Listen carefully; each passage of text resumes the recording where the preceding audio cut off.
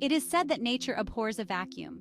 This not only applies to matter rushing to fill empty space, but it also applies to a vacuum created by a seeker. The first key to understanding this principle is that a vacuum can be created in the non-physical worlds and that the effect is similar to what happens in a physical vacuum. To see or hear a vacuum at work, just open a can or bottle of soda. You'll instantly hear a rush of air going into the container. A partial vacuum created when the soda was bottled causes this. The air was taken out at bottling so the liquid would be exposed to as little oxygen as possible to preserve its freshness. Then, when you pull off the top, the air rushes in to fill up the vacuum. Now let us apply this to other levels.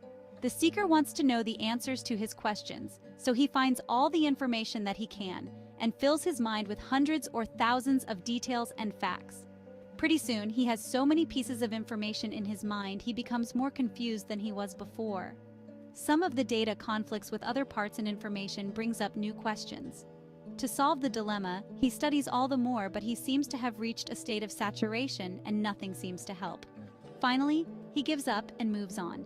He fully takes his mind off his pursuit and relaxes for a while. Then after a period of time, something magical happens. He is driving down the highway when out of the blue, a piece of information from the past comes into his mind. It is not books of data, but maybe just a single sentence from a million pieces of data. He thinks it strange that a phrase from his past comes back to him on a subject he has put aside, but he finds it interesting and contemplates it. Then, an intuitive flash comes before his consciousness, and he sees a principle that he has not seen before and understands the knowledge in a light he has not seen before. Then a few days later, the same thing happens again, and additional intelligence is distilled upon his being. Later, this happens a third time. This time he thinks it odd that when he tried so hard, nothing much came to him. But now he is not even trying, he is advancing in understanding as never before.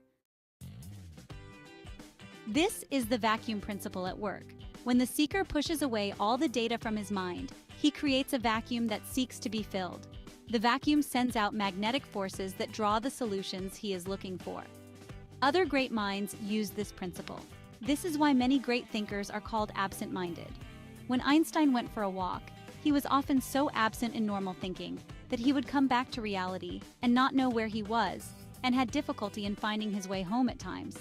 But on the positive side, it was during these periods of absent-mindedness that his greatest inspiration came.